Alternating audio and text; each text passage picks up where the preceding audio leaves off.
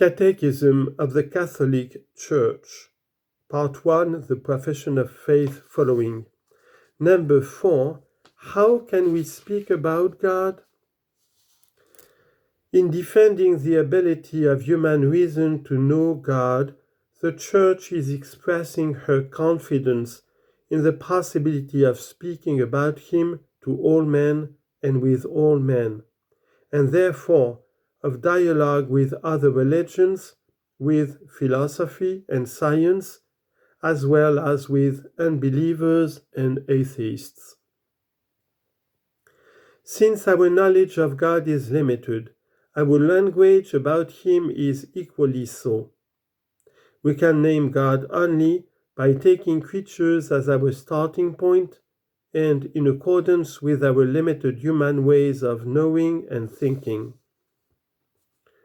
All creatures bear a certain resemblance to God, most especially man, created in the image and likeness of God. The manifold perfections of creatures, their truth, their goodness, their beauty, all reflect the infinite perfection of God.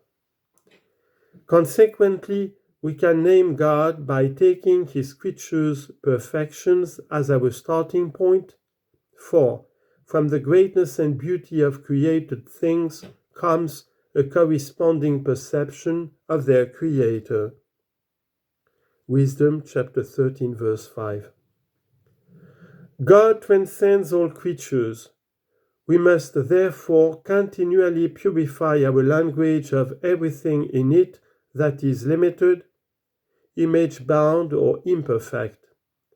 If we are not to confuse our image of God, the inexpressible, the incomprehensible, the invisible, the ingraspable, according to the words of the liturgy of St. John Chrysostom, Anaphora, with our human representations. Our human words always fall short of the mystery of God. Admittedly, in speaking about like this, our language is using human modes of expression. Nevertheless, it really does attain to God Himself, though unable to express Him in His infinite simplicity. Likewise, we must recall that between Creator and creature, no similitude can be expressed without implying an even greater dissimilitude. And that concerning God we cannot grasp what He is, but only what He is not, and how other beings stand in relation to Him, according to the words of St. Thomas Aquinas. In brief, man is by nature and vocation a religious being, coming from God, going toward God. Man lives a fully human life only if he freely lives by his bond with God. Man is made to live in communion with God, in whom he finds happiness. When I am completely united to you, there will be no more sorrow or trials. Entirely full of you, my life will be complete, as said St. Augustine in the Confessions.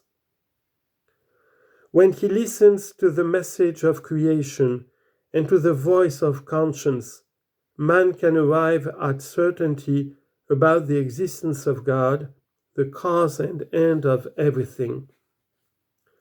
The Church teaches that the one true God, our Creator and Lord, can be known with certainty from His works by the natural light of human reason, according to the Council Vatican I.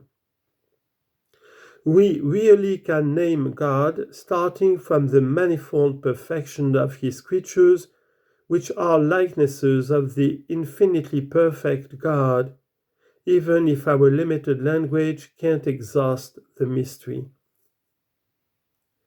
Without the Creator, the creature vanishes, according to the words of Gaudium et Spes.